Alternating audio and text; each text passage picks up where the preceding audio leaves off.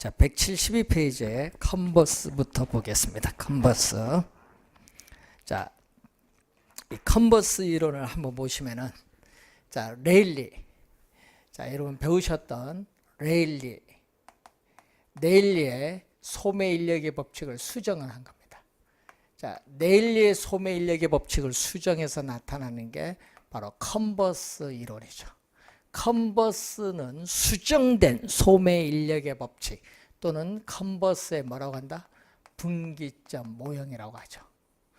그래서 그러면 수정된 소매 인력의 법칙이니까 이것도 무슨 모형이다? 중력 모형이죠. 그래서 여러분 두 중심지에 있는 두 쇼핑센터에 있어서의 매장 규모, 매장 면적에 비례합니다. 자, 여러분 인구를 뭘로? 매장 면적으로 수정한 거죠. 그리고 분기점으로부터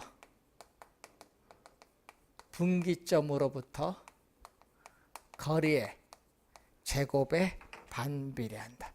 자, 분기점으로부터 거리 제곱에 반비례한다는 거죠. 자, 여기 비례 반비례를 좀 주의했죠. 바꿔서 또 출제 많이 하죠. 자, 그러면은 우리가 이런 얘기죠. 우리가 A 쇼핑센터. 자, A 쇼핑센터 매장 면적이 얼마? 우리는 1000제곱미터다. 자, 우리가 B 쇼핑센터. 자, B 쇼핑센터의 매장 면적이 얼마? 9000제곱미터다. 자, 이런 얘기죠. 자, 그러면 상권의 경계는 쇼핑센터의 규모가 작은 A 쇼핑센터 가까이 결정되는데 이게 바로 상권의 경계인 분기점입니다. 자, 두 쇼핑센터 간의 거리가 12km일 때 그러면 이게 여러분 X 킬로미터라면은 이것은 얼마죠? 12-X 킬로미터가 되겠죠. 자, 이렇게 두 쇼핑센터가 미치는 구매 영향력이 같은 이 점이 바로 뭐가 돼? 상권의 경계인 분기점이 된다는 그러한 내용이 컨버스의 모형이죠. 자, 우리는 이 허프가 중요한데 허프는 우리가 상권 내에 다수의 경쟁 점포들이 존재하고 있다고 가정을 하죠. 그래서 우리 소비자, 거주지에 있는 인구들이 특정 점포를 방문해서 물건을 경험적으로 살 확률이 몇 프로냐? 이 확률적 우리 상권 분석 모형을 사용한다. 이 확률적 상권 분석 모형을 우리가 사용을 한다는 거죠. 자, 그래서 이 확률적 모형인데 문제는 요거는 우리가 관련해서 공간 거리 마찰 계수가 있죠. 자, 공간 거리 마찰 계수는 점포의 성격이라든지 또는 교통의 편의성, 매장 이미지 등 여러 가지 요인에 의해서 달라지겠지만은 우리는 뭐라고 가정한다? 2라고 가정한다. 자, 여러분 2라고 가정을 한다는 것은 뭐를 적용하겠다? 우리는 중력 모형을 적용하겠다. 이런 얘기입니다. 중력 모형을 적용하는데 중력 모형은 또 뭐에 비례한다? 우리는 상점의 규모인 또 매장 면적에 비례, 상점의 규모인 매장 면적에 비례하고 거리의 제곱에 반비례한다. 자, 이때 매장 면적에 비례하고 거리 제곱에 반비례한다는 내용이죠. 자, 예를 들어 볼까요? 자, 예를 들어서 우리가 할인점. 자, A 할인점의 매장 면적이 4000제곱미터. 자, 4000제곱미터인데 자, 소비자 거주지의 인구가 되겠죠. 자, 이 소비자 거주지의 인구가 우리 5만 명이다. 자, 2km 거리에 A 할인점이 있고 이 3km 거리에 B 할인점이 있다. B 할인점의 매장 규모 9,000제곱미터다. 자, 이 소비자 거주지에 있는 인구 5만 명이 A 할인점을 방문해서 물건을 살 확률이 얼마인가 경험적으로. 자, 그러면 A 할인점에 방문해서 물건을 살 확률을 우리는 전문용어로 뭘로 표현하냐면 시장 점유율. 전문용어로서 시장 점유율로 표현합니다. 이 시장 점유율로 표현한다. 그럼 이 시장 점유율인데 분모는 뭐죠? 분모는 상권 내에 각 할인점의 유인력의 합계. A 할인점의 유인력은 뭐에 비례? 매장 면적 4,000에 비례. 거리 2km죠. 거리 제곱의 반비례. B 할인점의 유인력 9,000에 비례. 거리의 제곱의 반비례. 더해주면은 각 할인점의 유인력의 합계. 구하고자 하는 A 할인점의 유인력 매장 면적의 비례. 거리 제곱의 반비례. 그럼 얼마가 나오죠? 4,000을 4로 나눠주니까 얼마? 1,000. 예? 9,000을 9로 나눠주니까 1,000이니까 2,000분의 1,000이니까 2분의 1. 자, 시장 점유율은 퍼센티지 개념이니까 100을 곱해주니까 몇 프로가 나오죠? 50%가 되겠죠. 50%. 자, 그럼 A 할인점의 시장 점유율이 주어지면은 이용객 수는 얼마냐? 이용객 수. 자, A 할인점의 이용객 수는 얼마냐? 이용객 수는 우리가 소비자 거주지 인구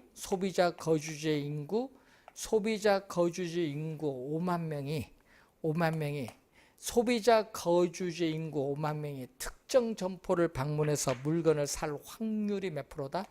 50%다. 50%니까 얼마가 나오죠? 2만 5천 명이 우리가 구하고자 하는 거죠. 그러니까 요 두 개를 묻는 문제를 계속 출제를 했는데 올해 출제 가능성이 높아요. 왜냐? 작년, 재작년 랠리 계산 문제를 냈기 때문에 올해는 허프 쪽이 상당히 중요하다 이렇게 보시면 되겠습니다. 자, 174페이지 보시면은 넬슨이 나오죠. 넬슨의 소매 입지 이론인데 넬슨은 점포의 경영 주체가 우리는 어느 장소, 지점의 점포를 입지시켜야 그 점포로부터 최대의 매출고, 매상고를 올릴 수 있느냐. 점포 입지 원칙 8가지를 제시하는데 그 8가지 중에서 우리는 넬슨은 뭐를? 양립성을 우리는 강조하고 있다. 서로 보완관계 있는 상품을 판매하는 우리가 인접 점포들 간의 고객을 서로 주고받으면서 매출액을 올리려는 형상, 양립성을 강조한다는 그러한 내용이 우리가 넬슨의 이론입니다. 자, 크리스탈러 이론을 보시면은 자, 170 우리가 5페이지에 크리스탈러 1933년 독일의 남부 도시를 대상으로 나타나는 서비스업에 대한 입지 이론이죠. 그래서 우리는 단일 재화를 판매하는 우리가 상점에 대한 공간 구조 이론을 의미하는데 크리스탈러의 중심지 이론입니다. 이때 크리스탈러는 우리가 중심지의 형성 과정에 초점을 두고 있다. 자, 이 중심지의 형성 과정에 초점을 두고 있는 이론인데, 자, 이때 재화의 도달 거리, 자, 재화의 도달 거리와 최소 요구치 관계를 설명하는 이론을 말하죠. 자, 그러면 중심지라는 것은, 자, 우리는 재화나 서비스를 생산을 해서 고객이 존재하는 배후지에 공급할 수 있는 중심 기능을 가진 장소를 중심지라고 합니다. 그럼 이게 중심지인데, 그럼 중심지에서 생산된 재화나 서비스를 고객이 존재하는 지역 공급을 하는데, 공급할 수 있는 이 최대한의 이 거리, 이 최대한의 이 거리를 우리는 뭐라고 하냐? 재화의 도달 거리 범위다. 자, 재화의 도달거리 범위를 말한다. 재화의 도달거리 범위를 말한다. 재화의 도달거리 범위. 자, 재화의 도달거리 범위를 우리가 말하는 개념이 되겠습니다. 재화의 도달거리 범위를 말하는 개념. 자, 그러면 이때 최소 요구치는 뭐냐? 중심지 있는 점포들이 망하지 않고 생존하기 위해서는 매출액이 최소 얼마가 돼야 됩니다. 그래서 중심지에 있는 점포들이 중심의 기능을 유지하기 위한 최소한의 고객 수 또는 수요의 수준을 나타내는 이 범위를 우리는 최소 요구치에 있어서의 범위인데, 그럼 중심지가 성립을 하기 위해서는 이 최소 요구치 범위가 재화의 도달거리 범위 내에 이렇게 존재하고 있을 때 우리는 중심지가 성립을 합니다. 그래서 이 중심성의 상대적 크기에 따라 중심지를 크게 고차원 우리가 중심지, 우리가 또 중차원 중심지, 저차원 중심지로 구분하는데, 중심지 기능이 먼 지역에까지 영향을 미치면 고차원 중심지로서 백화점을 예를 들어 볼 수 있고, 중차원 중심지는 학교의 학군, 일정 지역에 영향을 미치는 학교의 학군, 저차원 중심지는 중심지 기능이 가까운 지역에 영향을 미치는 편의점, 저차원 중심지입니다. 자, 그러면은 중심지 이론의 내용을 보면은 이 백화점, 롯데백화점 간의 간격은 멀어요. 그래서 고차 중심지와 고차 중심지의 간격은 더 멀고요. 고차 중심지일수록 규모는 크고 다양한 중심의 기능을 가지고 편의점 간의 간격은 가까워요. 저차 중심지와 저차 중심지 간의 간격은 가깝고요. 이 교통 원리, 시장 원리, 행정 원리에 따라 중심지 수나 모형은 또 많은 영향을 받게 됩니다. 그래서 이 저차원 중심지가 고차원 중심지로 갈수록 이렇게 저차원 중심지가 점점 줄어들어서 그 모양이 피라미드 형태를 띠게 된다는 그런 내용이 되겠죠. 자, 그래서 우리가 중심지가 하나다. 단일 중심지일 때 상권의 배후지의 형태는 원형의 형태를 띠고 있지만은 우리는 다수의 중심지가 분포한다. 크리스탈러 이론은 다수의 중심지가 분포되어 있다고 보는 거죠. 다수의 중심지가 분포될 때는 우리는 상권의 형태는 무슨 형태? 정육각형 형태가 이상적이라는 걸 꼭 기억을 해야 되겠죠. 그래서 중심지가 형성되는 과정을 보면은 자, 여기 배후지 뭐죠? 외접형인데 여기 중심지에서 우리는 이렇게 이 상권의 범위까지 이렇게 공급이 돼요. 중심지에서 이 상권의 범위까지는 공급되는데 이 부분은 공급이 안 돼요. 이렇게 재화나 서비스가 미도달되는 지역이 발생해요. 그럼 이것이 이때 배후지 중첩이 되죠. 불필요한 경쟁이 발생을 하는 배후지 중첩형이 나타나서 이 모양이 이렇게 뭘로 간다? 경쟁이 최소화되는 지역인 뭘로 간다? 이렇게 정육각형 형태로 가는 거죠. 자, 정육각형 형태로 가면 어떻게 돼요? 중심지에서 생산된 재화나 서비스가 이렇게 다 뭐 한다? 공급을 이렇게 다 하는 거죠. 자, 이것을 말하는 거죠. 정육각형이 이상적인 형태다. 다수의 중심지가 분포되어 있는 경우에 그렇습니다. 자, 그리고 애플범 교수에 있어서의 CST는 커스터머 스파팅 테크니크, 소비자 분포 기법 또는 고객 출발지 조사 기법이라고 하는데, 현재 영업 중인 시설이 있거든요. 이마트가 있다. 그럼 이마트에 고객이 물건을 사러 옵니다. 그래서 이 면접 인터뷰를 통해서 어디에서 왔는지 지도상에 표시를 함으로써 상권의 범위를 확정하는 모형입니다. 그래서 지리적 상권의 범위를 실무적으로 획정하기 위한 기법이 바로 CST를 의미하죠. 그래서 상권의 범위를 확정할 수 있고 고객의 특성도 파악할 수 있고 광고, 판매 촉진 전략 수립에 기여할 수도 있고 또 경쟁하고 있는 점포들 간의 경쟁의 정도를 알 수 있고 또 점포 확장할 수 있는 계획에 유용하게 활용할 수 있는 계획이 바로 CST라고 우리가 보시면 되겠죠. 자, 그런 내용이 우리 보는 거고, 이 매장용, 상업용 부동산의 부지 선정 단계를 보면은 이런 단계죠.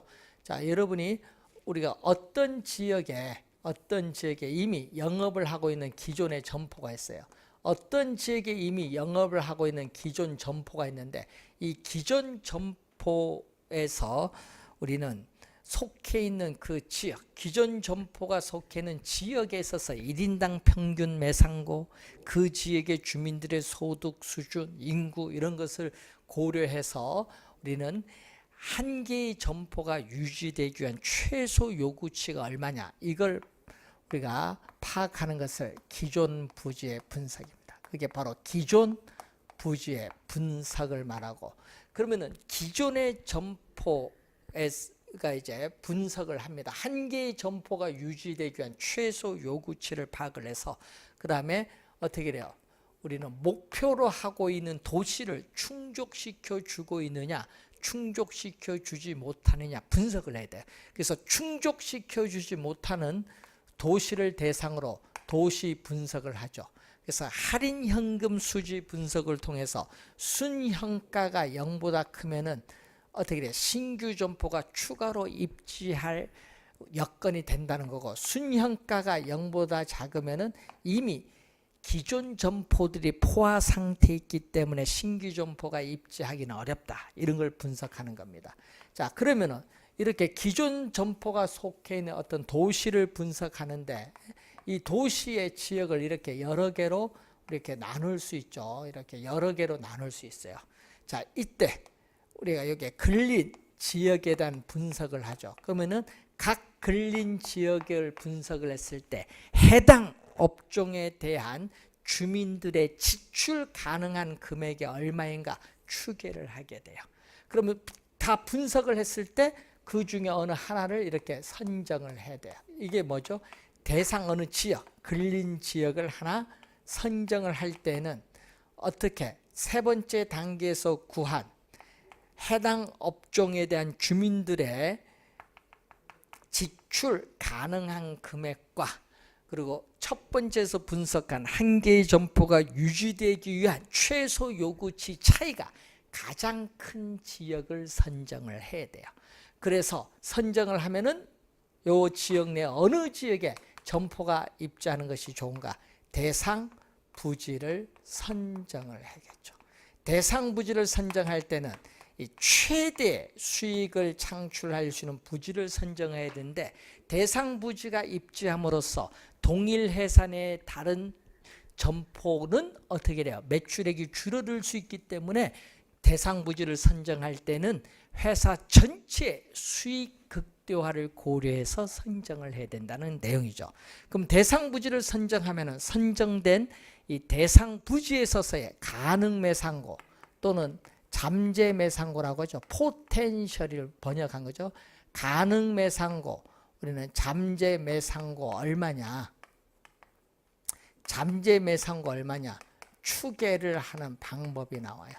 이 추계를 하는 방법 보면은 크게 우리가 비율법, 유추법, 중력, 모형, 그리고 회귀, 모형, 회귀 분석법이 나오죠. 자, 비율법은 우리가 이 점포에서 물건을 사기 위해서 고객이 어디에서 찾아올 거냐, 거래가 가능한 지역을 획정을 하고, 이 점포에서 판매하는 상품을 에서 우리는 판매 우리가 했을 때 우리 예상되는 금액이 얼마냐, 이걸 추계하고, 이 지역의 주민들의 1인당 소득 수준 얼마냐, 이걸 추계해서 우리가 가처분, 한 가구의 가처분 소득에서 이 점포에서 판매하는 상품의 예상되는 지출액을 추계해서 이 지역의 인구수를 곱하면 이 점포의 예상 매출액을 구할 수 있는 이런 방법이 비율법입니다.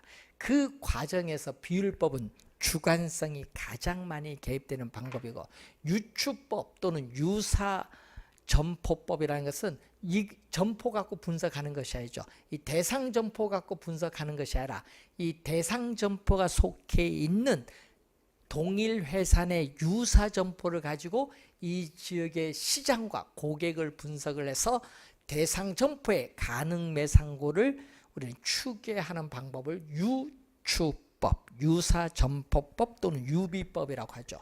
자, 중력 모형은 데이비드 허프박스에서 나온 그러한 방법이죠. 우리가 한 상권 내, 여러분 우리가 동일한 지역사회 내 다수의 경쟁 점포가 존재하고 있을 때 우리가 각 개별 점포의 이론적 매상고를 결정해 주죠. 그때 각 개별 점포의 이론적 매상고와 그러면 각 개별 점포의 이론적 매상고와 실제 매상고는 거의 일치하리라는 보장이 없거든요. 여기 뭐가 존재한다? 차이가 있죠. 이 차이를 우리가 조정해 주는 개수를 수정 이미지 개수인데, 수정 이미지 개수를 통해서 이 차이를 조정을 해줘요. 그래서 우리는 우리는 개별 점포에서의 이론적 측면에서의 매상고를 결정해 준다. 각 개별 점포에 있어서의 이론적 매상고를 결정해 주는 게 중력 모형이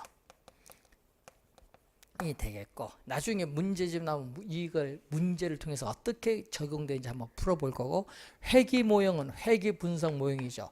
Y를 고르는 이런 모형, 다중 회귀 분석 모형을 쓰면은 이런 모형인데, 이때 Y는 영향을 받는 종속 변수를 의미하죠. 그래서 우리는 대상, 자 여러분 12회 시험은 이걸 경쟁 점포로 출제했는데, 이 대상 점포에 있어서의 가능 매상고 얼마냐 이걸 구하는 건데, 이거는 영향을 받는 종속 변수를 말하고, 여기에 영향을 주는 여기에 독립 변수가 많죠.